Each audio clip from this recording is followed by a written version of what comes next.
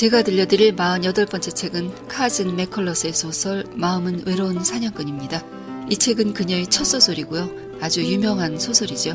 그녀의 작품들은 희곡으로 각색된 게 많을 만큼 섬세하고 드라마틱합니다. 미국 조지아주 출생이라서 작품의 배경은 대부분 남부고요. 소외되고 힘든 사람들의 이야기를 많이 썼어요. 소설의 시간과 공간은 1930년대 미국 남부의 어느 마을입니다. 그러면 이야기를 시작할게요. 주인공 싱어와 안토나 포울루스는 둘 다 벙어리고 서로에게 유일한 친구예요. 그들이 사는 마을은 꽤 크고 2, 3층짜리 상점과 사무실이 몇 블록이나 이어져 있으며 규모가 큰 목화 공장들이 많았어요. 마을 주민들은 대부분 거기서 일했지만 가난했어요. 그러나 두 벙어리는 각자 직장을 갖고 있고 그들의 지출은 단조로웠기 때문에 어려움 없이 안락하게 살았어요. 싱어는 은세공 기사로 보석 상점에서 일했고 안토나 포울루스는 사촌이 운영하는 과일 가게에서 일했어요. 싱어는 지성미가 풍겼고요. 늘 단정하고 말끔한 차림이었어요. 안토나 포울루스는 그리스인이고 살이 많이 쪘고 멍청한 미소 속에 꿈꾸는 듯한 표정을 짓고 있었고요. 단순하고 먹는 걸 좋아했어요. 이른 아침이면 그들은 집에서 나와 같이 걸어서 각자의 직장으로 가 일하고 늦은 오후 퇴근 후 다시 만났어요. 해질녘 집으로 돌아오면 싱어는 늘 친구에게 말을 걸었어요. 손을 잽싸게 놀려 수화로 말했는데 그의 가늘고 강한 손은 낮에 있었던 일들을 친구에게 털어놓았고 친구는 느긋하게 앉아서 싱어를 응시했어요. 그리스인은 수화로 말하는 일이 드물었고 먹거나 자거나 마시고 싶을 때만 말했어요. 싱어는 열정적으로 이야기하면서도 자신의 수화를 친구가 얼마나 이해하는지는 몰랐고요. 그건 별로 문제가 되지 않았어요. 두 사람은 상업지역 인근에 있는 작은 집 2층에 방 2칸짜리 집에서 살았어요. 가끔 체스를 했는데 싱어가 체스를 좋아해서 몇 해 전에 친구에게 방법을 가르치려 했지만 안토나 포울루스가 흥미를 갖지 않아서 겨우 몇 가지 이동 방식만 익혔고 흰 말을 좋아해서 검은 말을 주면 안 하려고 했어요. 처음 몇 번 이동한 후에는 싱어 혼자서 했고 친구는 졸리운 듯 지켜만 보다가 싱어가 검은 말을 죽여주면 좋아했어요. 둘은 다른 친구가 없어서 일하는 시간을 빼면 둘이서만 어울렸고 일상은 늘 똑같았어요. 일주일에 한 번은 도서관에 갔고 금요일 밤에는 극장을 갔어요. 가난한 사람들이 많은 마을의 거리를 오가는 사람들이 배고픔과 외로움에 절망적인 표정을 짓는 일이 많았지만 두 벙어리는 쓸쓸하지 않았죠. 그렇게 조용히 세월이 흘렀고 그들이 이 마을에 온 지 10년이 지났고요. 싱어는 32살이 되었어요. 그러던 어느 날 안토나 포울루스가 병이 났어요. 싱어가 열심히 간호해서 외적인 병은 나았지만 친구는 이후 많이 달라졌어요. 짜증을 자주 냈고 저녁에 집에 조용히 있는 걸 못 견디했어요. 식당에 들어가면 설탕이나 후추, 포크 같은 걸 슬쩍 주머니에 넣었고 상점에서도 물건을 그냥 들고 나왔어요. 점심시간이면 싱어는 경범죄, 절도죄, 폭행죄를 저질러 재판을 받는 친구를 따라 법정에 갔고 반복되다 보니까 이런 재판 과정에 익숙해져 갔어요.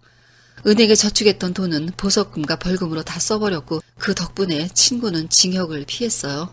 싱어는 친구의 어깨를 흔들면서 수화로 그러지 말아야 한다고 열심히 설명했지만 아무 소용이 없었어요.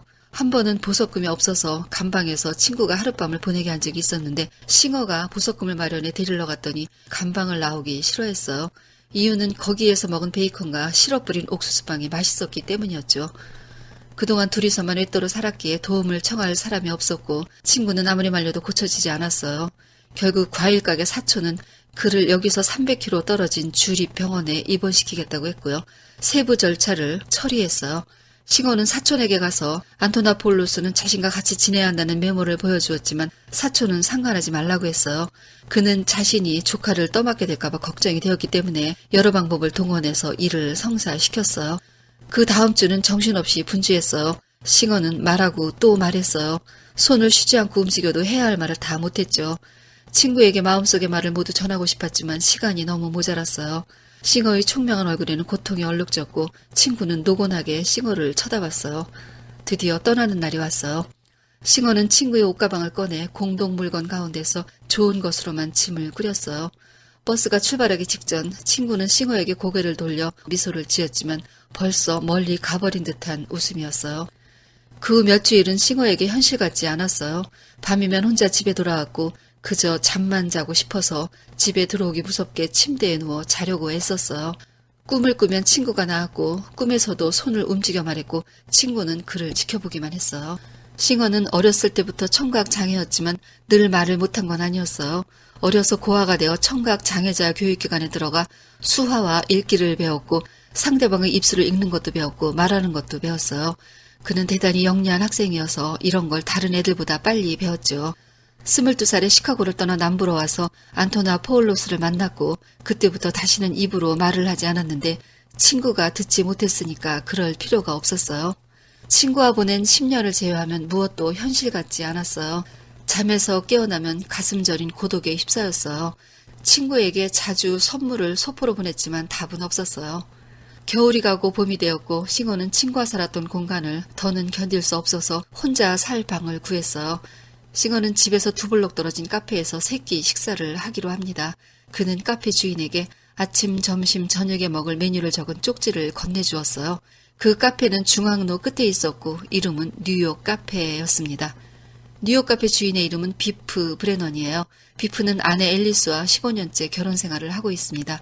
서로 번갈아가며 카페를 지켰고 부부의 삶은 정체되어 있었어요. 비프는 카페에 오는 사람들을 관찰하는 습관이 있었고 그들이 근본을 이해하고 싶다는 생각도 합니다. 병자와 장애인 같은 손님이 오면 공짜로 술을 대접하는 인정 많고 좋은 사람이었어요.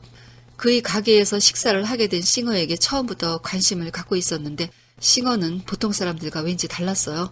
뭔가 신비로운 구석이 있었고 눈매는 누구도 듣지 못하는 걸 듣는 듯한 느낌을 갖고 있었죠. 최근에 그의 가게에 불황자 한 사람이 드나들고 있었어요. 그 사람의 이름은 제이크 블라운트예요. 그는 더러운 옷을 입고 씻지 않아서 지저분했으며 음식을 먹긴 했지만 여러 날째 외상을 지고 있었어요. 제이크는 과격하고 험한 말투로 말을 많이 했는데 어떤 때는 노동자처럼 어떤 때는 교수처럼 지적으로 말을 했어요. 제이크는 가난하게 태어났고 어려서부터 일만 했고요. 10살이 되었을 때 집을 나와 이제까지 혼자 돌아다니고 있어요. 그동안 신학을 가진 적도 있었고 거기에 빠져 복음 전도사가 되려는 소망을 가진 적도 있었고 공부를 할 만큼의 돈을 벌기 위해 일을 열심히 했고요. 닥치는 대로 책을 읽어댔지만 그가 만난 세상은 불평등으로 일관되어 있었어요. 그는 점점 급진적인 사회주의자가 되어갔으며 지금 이곳에 흘러 들어왔어요. 카페에서 떠들 때 아무도 들어주는 사람이 없으면 싱어에게 가서 이야기를 했고 싱어는 그의 입을 집중해서 보면서 고개를 끄덕였고 생각에 잠긴 표정을 지었어요. 어느 날 제이크는 많이 취했고 혼자 밖으로 나가 난동을 부리다가 담장에 머리를 부딪혀 부상을 입었어요. 그날 싱어가 제이크를 자신의 집으로 데리고 갑니다. 제이크는 싱어의 방에서 얼마간 기거했어요. 그날 그를 따라 방으로 와서 실컷 자고 일어났을 때 싱어는 창가에 놓인 테이블에 앉아 혼자 체스를 두고 있었어요. 방은 작고 깔끔했으며 햇살이 들어오고 있었어요. 너무도 조용하고 평화롭고 편안해서 걱정이 끼어들 틈이 없어 보였죠. 그는 이 방과 싱어가 오랫동안 알던 사람이라는 느낌이 듭니다. 싱어가 살고 있는 집은 켈리 씨네 하숙집이에요. 켈리 씨 부부는 자녀가 6명이고 그 중에 넷째가 믹이라는 소녀예요. 믹은 이제 13살이에요. 직업학교에 다니고 있고 음악을 하고 싶은 소망을 갖고 있지만 현실은 가능한 게 별로 없었어요. 여기엔 하숙생들이 많았지만 방세를 제때 내지 않았고 제대로 내는 사람은 싱어 한 사람밖에 없었어요. 믹은 학교에서 돌아오면 동생들을 돌봤는데 17개월 된 렐프와 7살 버버를 돌봤어요. 믹은 싱어의 방에 자주 놀러갔는데 거기 가는 게 좋았어요. 다른 사람들에게 말하지 않을 계획들에 대해서 싱어에게 털어놓았어요. 그녀의 소망, 음악에 대한 열망을 그에게 말하고 나면 새로운 게 마음속에 쌓이는 듯 했어요. 그녀는 길을 가다가 다른 사람들이 집에서 틀어놓은 라디오에서 나오는 음악을 자주 들었는데 어느 집에서는 늘 클래식 채널을 틀었고요. 이후로 그녀는 시간에 맞춰 그 집 벽에 가까이 가서 음악을 듣곤 했어요. 그 마을엔 흑인 의사가 한 명 있어요. 그는 닥터 코펄랜드고 지금 노인이 되었어요. 그의 부모는 그를 성공시키고 싶어 했으며 그가 17살이 되자 북부로 보냈어요. 대장간에서 일하거나 호텔에서 웨이터와 벨보이를 하면서 학교에 다녔고요. 의대를 졸업하고 의사가 되었으며 자신에게 맡겨진 임무가 있다는 강한 생각으로 남부로 돌아왔습니다. 결혼하고 가정을 이루었으며 자신의 임무와 진실을 잊지 않았어요. 흑인들이 삶에 동정을 하면서 백인들이 횡포에 분노했죠. 자기 민족들이 무력한 고난이 그를 미치게 했고 마음속엔 파괴적인 감정이 들어앉았어요. 그의 정의감은 모순적이어서 밖으로는 사회적 불평등에 분노하면서도 정작 자신의 아내와 4명의 자녀들에게는 무자비했어요. 난로에서 부직갱이를 꺼내서 아내를 찌른 적도 있었으며 아내는 견디다 못해 애들을 데리고 친정으로 도망을 쳐서 살았어요. 그는 자신의 사악한 영혼을 괴로워했지만 그걸 버리지 못했고 결국 아내는 8년 후 죽었으며 3명의 아들들은 이제 다 커서 그와 단절을 하고 살았어요. 다만 딸 포티아는 그와 가까이에서 노인이 된 그를 보살펴주고 있었어요. 포티아는 켈린의 하숙집에서 일하고 있었으며 의사의 아들 중 한 명인 윌리는 뉴욕 카페에서 웨이터로 일하고 있었어요. 어느 날인가 윌리는 여자 때문에 시비가 붙었고 상대방에게 상해를 입혀서 감옥에 가게 되었어요. 재판을 받았는데 중노동 9개월 형을 받고 주의 북쪽 지역에 있는 감옥에 수감되었어요. 닥터 코펄랜드는 늘 바빴어요. 새벽 일찍부터 가난한 흑인들이 집으로 왕진을 돌았고 11시부터 진찰실로 환자들이 끝없이 찾아왔죠. 병원 복대는 환자들이 줄지어 기다렸고 하루 종일 때로는 밤늦게까지 진료를 해야 했고 너무 지쳐서 울고 싶은 때도 많았어요. 그는 폐결핵을 앓고 있어서 하루 3차례 체온을 쟀고 매달 엑스레이를 찍었는데 좀 쉬면 나을 것도 같았지만 그럴 수가 없었어요. 이건 그의 강하고 진실한 삶의 목적이 있었기 때문이죠. 그는 자신에게 이런 목적의식이 없었다면 아마 살 수 없었을 거라는 생각도 합니다. 이제 늙고 병들고 자녀들에게 외면당하는 노인이 되었지만 그 목적을 한시도 놓은 적이 없었어요. 그는 싱어를 자주 찾아가서 대화를 했어요. 그에게 이야기를 하면 마음속 분노가 가라앉는 듯 했죠. 싱어와 마주 앉아서 화학과 수수께끼 같은 우주에 대해 말했고 극소수의 정자와 난자의 분할에 대해 복잡한 세포 분열에 대해 생물체의 신비와 죽음의 단순함에 대해 또 인종에 대해 말했고 싱어는 진지하게 들었어요. 싱어는 그동안 코펄랜드가 만났던 백인들에게서 보이는 거만함이 전혀 없었어요. 어느 날 딸의 주선으로 애들 외할아버지, 그러니까 죽은 아내의 아버지를 만났어요. 그 자리엔 볼 수 없었던 두 아들도 왔어요. 어색하고 불편한 느낌이 가득한 만남이었고 손주들에게 성경 이야기를 하는 노인의 말에 오래된 분노가 치밀어 올랐어요. 눈멀고 귀먼 사람처럼 구석에 앉아있기만 하다가 슬며시 인사도 없이 그 자리를 떠났어요. 기나긴 진실을 말할 수 없다면 어떤 말도 할 수 없다는 생각이 들었어요. 다음 날 싱어를 찾아갔고 그와의 만남 덕분에 외로움이 가셨으며 작별 인사를 할 때는 다시 마음의 평화가 들어찼습니다. 제이크는 싱어의 집에 좀 머물다가 일자리를 얻었어요. 써니 딕시라고 하는 쇼를 하는 공연단인데 제이크가 맡은 일은 회전 목마를 관리하는 거였어요. 그는 싱어의 집을 나와 따로 방을 구했습니다. 일이 끝나 집에 오면 쉴 새 없이 방 안을 서성댔고 침대가에 앉아서 손톱을 물어뜯었어요. 외로움이 너무 깊어서 공포가 따라왔으므로 밖으로 나가 사람들 속에 섞여 돌아다녔고 아침이 되어 일터로 나가면 차라리 괜찮았어요.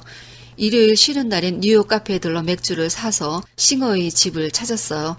싱어는 그의 유일한 친구였고 같이 조용한 방에 느긋하게 앉아서 맥주를 마셨어요. 어느 날은 싱어가 창가 테이블에 앉아서 체스하는 것을 보며 조용하고 나른한 오후와 저녁의 어스름이 섞이는 느낌을 그저 보고 있는 것만으로도 편했어요.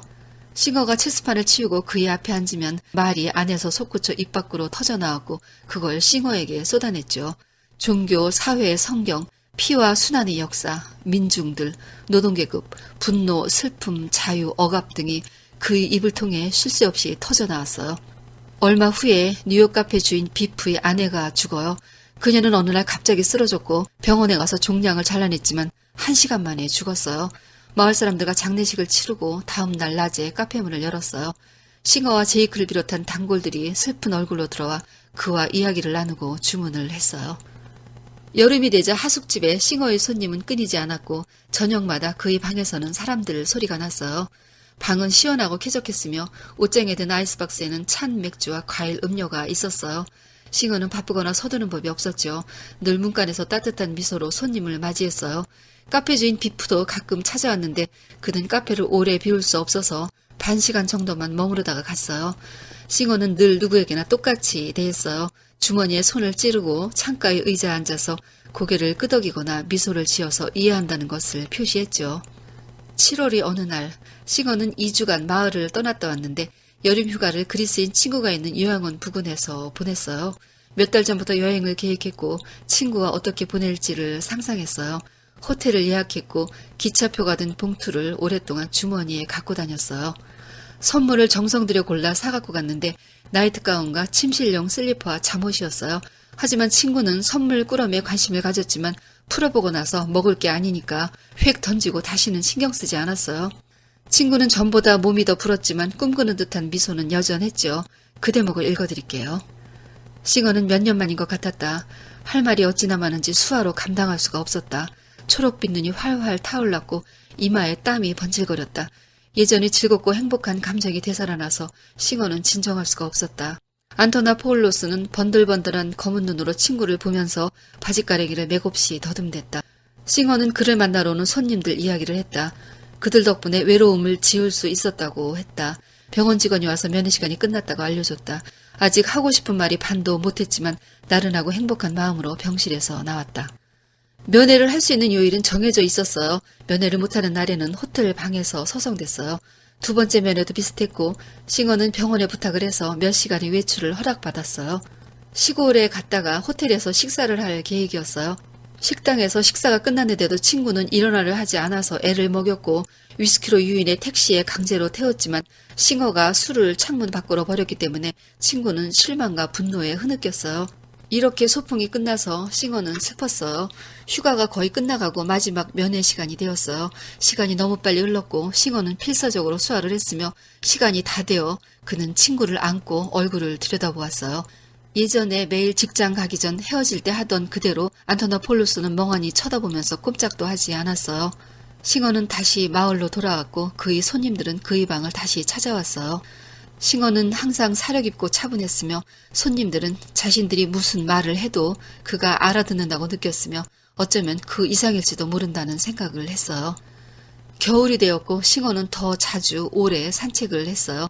올겨울에는 공장 경기가 안 좋아서 동네는 더 초라하고 가라앉아 있었어요. 사람들이 눈에는 고독한 빛이 어렵고 안절부절 못하는 분위기였어요. 공장 노동자들은 파업에 대한 말들을 많이 했지만 행동까지 옮기지는 않았어요. 싱어는 환하게 밝혀진 상가와 인적 없는 어두운 골목을 자주 돌아다녔어요. 마을에서 싱어에 대한 소문은 다채로웠는데 유대인들은 그가 유대인이라고 했고요. 중앙로 상인들은 그가 엄청난 유산을 상속받은 갑부라고 했어요. 섬유공장 노조에서는 그가 산업노조회의를 결성한 사람이라고 했고요. 오래전 이 고장으로 돌아 고달프게 사는 터키인은 싱어가 터키 사람이라고 말했어요. 이렇게 좋은 평판 속에 살면서도 싱어는 늘 친구만 생각했죠. 친구가 떠난 지 1년, 보통의 시간에서 지워진 시간이었어요. 밤에 눈을 감으면 어둠 속에서 친구의 둥그렇고 기름기 흐리는 얼굴과 미소가 떠올랐고요. 일상의 맨 시간 뒤에도 친구가 있었어요. 싱어는 친구와 살았던 집 앞에 서서 그들이 방이었던 2층을 바라보았어요. 거기서 살던 날들, 방은 따스했고 음식 냄새가 구수하게 풍기던 지금 저녁 시간대의 그때가 선명히 떠올랐어요. 현관문, 아침에 같이 나가고 저녁이면 같이 들어갔던 곳, 매달 전기요금 고지서가 꽂히던 우편함도 다 그대로 있었어요. 거리는 어두워졌고 싱어는 한 번 더 창을 올려다보았어요. 친구를 향한 열망이 뭉클해서 숨을 쉴 수가 없었어요. 그를 찾아오는 사람들, 제이크, 믹, 닥터 코폴랜드, 비프. 혼자 있는 것보다 누구든 같이 있는 게 훨씬 나았죠.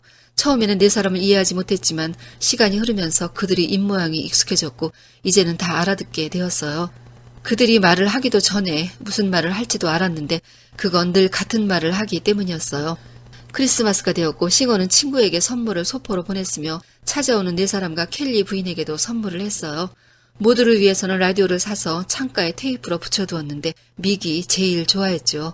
오후 내내 앉아 라디오를 들었고 촉촉한 눈으로 싱어에게 미소를 지으며 그가 없을 때 들어와서 들어도 되는가를 묻고 싱어는 허락했어요. 어느 날 밤엔 4명이 한꺼번에 그의 방을 찾아온 적이 있었어요. 처음 있는 일이었고 싱어는 웃으면서 방 안을 돌아다니며 먹을 것을 대접하고 손님들이 편안하도록 최선을 다했지만 뭔가 석연치 않았어요. 그들 각자는 늘 할 말이 많았지만 한데 모이니까 다들 조용했고요. 싱어는 당황스러웠어요. 그들은 날씨 이야기만 한참 동안 하면서 남이 가기를 기다리다가 거의 동시에 일어나서 갔습니다. 싱어는 친구에게 가끔 편지를 썼는데 그가 글을 읽을 줄 모른다는 것을 알면서도 썼어요. 슬플 때면 친구에게 편지를 쓰고 싶은 마음이 간절했어요. 평소에는 조간과 석간신문에서 만화를 오려서 일요일마다 친구에게 보냈고 매달 우편안을 보냈지만 길게 쓴 편지는 붙이지 않았어요. 편지의 내용 중에 4명의 손님에 대해 쓴 것이 있어요. 그 대목을 읽어드릴게요. 모두 분주한 사람들이야. 밤낮 없이 일을 해서가 아니라 마음속의 일 때문에 쉬지를 못하지. 그들은 내 방에 와서 말을 늘어놓고 나는 사람이 지치지 않고 말할 수 있다는데 놀란다네. 코수염을 기른 사람은 미친 듯이 말해. 어떤 때는 알아들을 수 없는 언어로 말하고 어떤 때는 술에 취해 주먹을 흔들면서 욕설을 섞어 말하곤 하지. 그는 자신과 내가 비밀을 가졌다고 생각하지만 난 그게 뭔지 몰라. 미기라는 소녀가 나를 만나러 오는 게 좋아. 내가 라디오를 마련한 후에는 늘 찾아오지. 그 애는 음악을 좋아하는데 내가 귀머거리지만 음악을 안다고 생각해. 흑인이 사는 결핵을 앓지만 일을 너무 많이 하고 있어. 가끔은 이 의사 때문에 겁이 나기도 하는데 그의 눈이 너무 뜨겁기 때문이야. 뉴욕 카페 주인은 사람들을 지켜보고 중얼대는데 그는 사려 깊은 사람이야. 자네를 본 지 5달하고도 21일이 지났군. 난 자네 없이 내내 혼자였네. 다시 자네와 있게 될 날만 상상하고 있다네. 6달이나 지나야 휴가지만 그 전에 쓸 수 있을 거야. 이해해주는 자네 없이 혼자 있고 싶지는 않네. 싱어는 개인용 영사기를 하나 주문했어요. 2년에 걸쳐 대금을 분납하기로 했죠. 친구가 좋아하는 미키마우스와 뽀빠이 코미디 대여섯 편을 돌려줄 계획이었어요. 보석상 주인에게 금요일과 토요일에 휴가를 신청했어요. 그날 밤 떠나서 붉은 겨울 새벽이 밝을 무렵 기차는 목적지에 도착했어요. 친구는 보라색 가운과 초록색 실크 파자마를 입고 있었어요. 싱어는 친구의 화려한 옷차림에 놀랐어요. 그건 다 자신이 여러 번에 걸쳐 보내준 것들인데 한데 모으면 이런 조화가 될 거라는 생각을 못했었죠. 싱어는 수화를 시작했어요. 그 대목을 읽어드릴게요. 그는 긴 손가락으로 사랑 넘치는 언어를 만들어냈다. 추위와 오랫동안 혼자 지낸 일을 말했다. 옛 기억이며 고양이가 죽은 일, 가게 일, 그들이 살던 집 이야기도 했다. 수화가 멎을 때마다 안토나포울로스는 품위 있게 고개를 끄덕였다. 싱어는 네 사람과 그들이 방문에 대해서도 이야기했다. 수화가 점점 빨라졌다. 친구는 천천히 고개를 끄덕였다. 싱어는 몸을 바짝 당기고 깊은 숨을 쉬었다. 눈에 눈물이 고였다. 갑자기 안토나포울로스가 검지로 공중에 원을 그렸다. 원이 싱어를 향하더니 마침내 그의 배를 쿡 찔렀다. 그리스인은 환한 미소를 지으며 두꺼운 분홍색 혀를 내밀었다. 싱어는 웃음을 터뜨리면서 정신없이 손으로 말을 만들었다. 싱어가 가지고 간 영상기로 6개의 영상을 돌렸고 병원의 환자들과 간호사, 직원들까지 모두 모여서 함께 보았어요. 이제 떠날 시간이 되었고 싱어는 다시 수화를 시작했어요. 떠나야 된다는 걸 알았지만 할 말이 너무 많아서 짧은 시간에 다 말할 수가 없었어요. 싱어는 친구의 팔을 잡고 눈을 들여다보았고 시간이 되자 병실에서 나왔습니다. 비프는 카페에서 늘 누군가를 기다리는 기분으로 살았어요. 그가 가장 기다리는 사람은 싱어와 제이크였고 어느 일요일 그들이 와서 식사를 하는 모습을 보며 마음 깊이 있던 기억이 열리면서 충격을 느낍니다. 그건 예전에 싱어를 모르던 때의 모습이었는데 그가 덩치 큰 벙어리와 같이 다니던 걸 보았던 기억이 났어요. 비프는 싱어가 전에 어땠는지 지금은 중요하지 않으며 제이크와 믹이 그를 멋대로 신으로 만들어버린 건 아닐까 생각합니다. 벙어리라는 사실 때문에 그들은 싱어에게 부여하고 싶은 특징을 마음껏 줄 수 있었던 건 아니었을까도 생각했어요.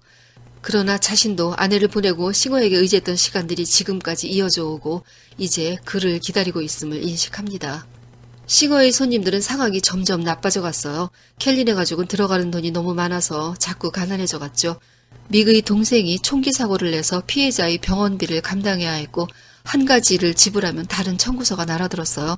하숙생들은 싱어 외에는 다 가난해서 하숙비를 제대로 내지 않았으므로 켈린에는 공장 사람들만큼 가난했어요. 켈리 씨가 일을 하고 큰아들은 공장에 일자리를 구했고 딸들은 극장에서 표를 파는 일과 미용실에 취직을 했고 버는 돈의 반을 집에 내놓기로 했어요. 믹은 직업학교가 2년 남았지만 잡화점에서 일을 하기로 합니다. 그녀는 가난한 현실에서 자기만의 마음속 방을 따로 만들어 두었고 거기에서 자신만의 음악을 계획합니다. 나중에 20살이 되면 세계적으로 유명한 작곡가가 되리라는 결심을 해요.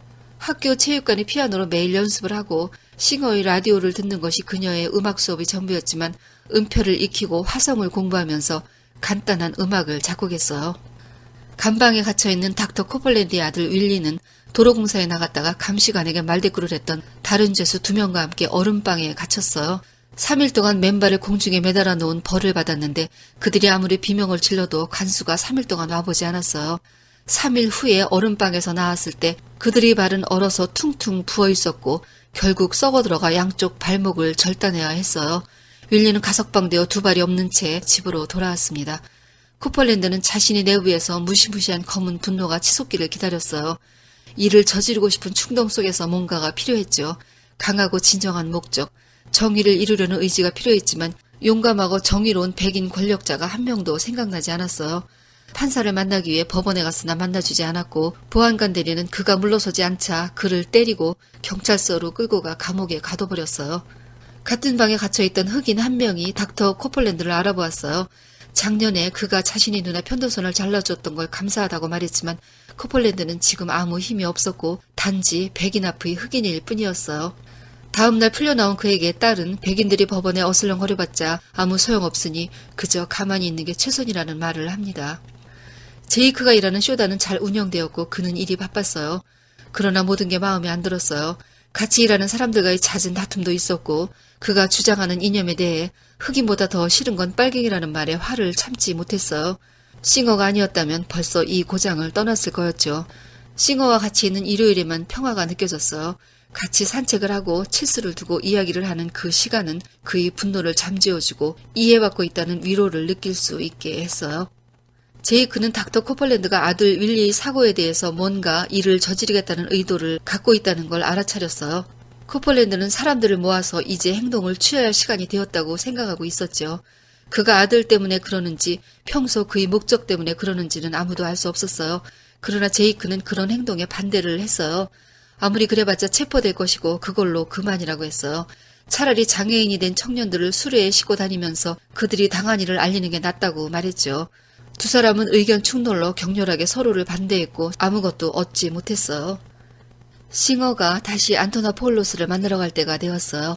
여행 가방을 챙기고 선물을 준비했고 과일 바구니를 셀로판지로 쌌어요. 이런 준비를 하면서 그는 뺨이 발그레하게 물들었어요. 여행길은 300km밖에 안 되었지만 기차가 멀리 돌아갔고 야간에 어떤 역에서 몇 시간을 기다려야 했으므로 오후에 떠나 밤새도록 기차를 타고 다음날 아침에야 목적지에 도착했어요. 이번에는 일주일 내내 친구와 지낼 예정이었어요. 예약해둔 고급 호텔에 짐을 풀고 친구에게 가져갈 선물을 들고 요양원으로 가는 동안 과일과 선물을 받고 기뻐할 친구를 생각했어요. 그러나 요양원에서 안토나폴로스가 얼마 전에 죽었다는 이야기를 듣습니다. 그는 호텔로 돌아오면서 과일이 뭉개지지 않게 조심했고 호텔방에 과일을 둔 채 밖으로 나왔어요. 밤 9시 기차를 예매했고 그때까지 시간을 보내야 했죠. 호텔 로비에 슬롯 머신이 있어서 5센트를 넣었지만 레바가 당겨지지 않아 소란을 떨었는데 그의 얼굴은 창백하고 제정신이 아니었으며 콧망울 위로 눈물이 떨어지고 있었어요. 기차를 타고 오면서 딸기 상자를 열어 상한 맛이 도는 딸기를 아무 감각 없이 먹었고 도착할 때까지 내내 얕은 잠을 잤습니다. 도착해서 짐을 그냥 역 한가운데 내버려두고 바로 보석상으로 갔어요. 가게를 나올 때 그의 주머니에 묵직한 게 들어있었죠. 한동안 고개를 숙이고 거리를 돌아다니다가 자신의 방으로 돌아왔어요. 눈이 퉁퉁 붓고 머리가 아팠죠. 휴식을 취한 후 냉커피를 마시고 담배를 피운 후 제토리와 컵을 씻어놓고 주머니에서 권총을 꺼내 가슴을 쐈어요. 싱어의 시신은 아침에 믹이 발견했습니다. 켈리 씨가 믹을 방 밖으로 내보냈고 믹은 울면서 자기 가슴을 주먹으로 때렸어요. 싱어는 관에 누워 거실에 안치되었어요.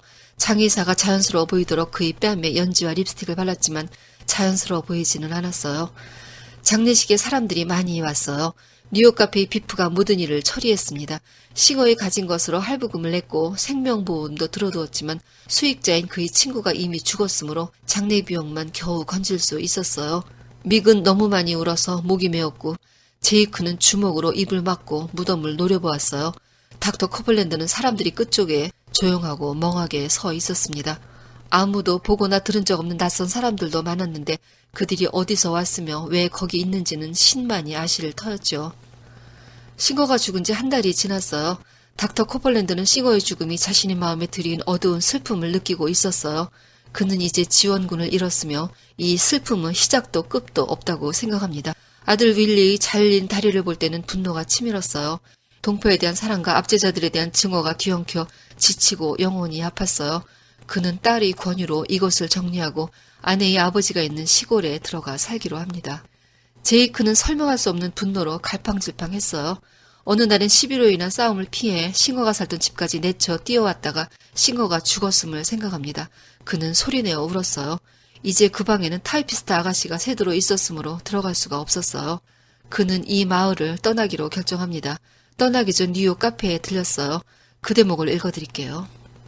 처음 이 테이블에 앉은 지 1년이 넘었다. 그때보다 얼마나 나아갔을까. 더 나아가지는 못했다. 친구를 사귀고 잃은 일밖에는 아무 일도 일어나지 않았다. 이제 혼자서 떨치고 일어나 새 출발을 하는 것은 그에게 달려있다. 그 생각을 하니 공포가 밀려들어왔다. 제이크는 비프에게 작별 인사를 했어요. 비프는 그에게 $20를 주면서 행운을 빈다고 말했어요. 마을을 벗어나자 새로운 원기가 샘솟았어요. 남부를 떠나지는 않을 것이며 마음에 아직 희망이 있음을 느낍니다. 믹은 싱어의 라디오를 차지했어요. 그의 물건을 갖게 돼서 좋았죠. 얼마 전부터는 중고 피아노를 사려고 월급에서 돈을 조금씩 떼어놓고 있었어요. 그녀는 매일 화가 났지만 화낼 대상이 없었고 책임을 돌릴 대상도 없었어요. 그저 자신의 계획들, 피아노를 사고 음악을 하는 자신의 내면의 방에서 세운 계획들이 이치에 닿게 되면 좋아질 것이라는 믿음을 놓지 말아야 한다는 생각을 합니다. 소설은 여기서 끝입니다.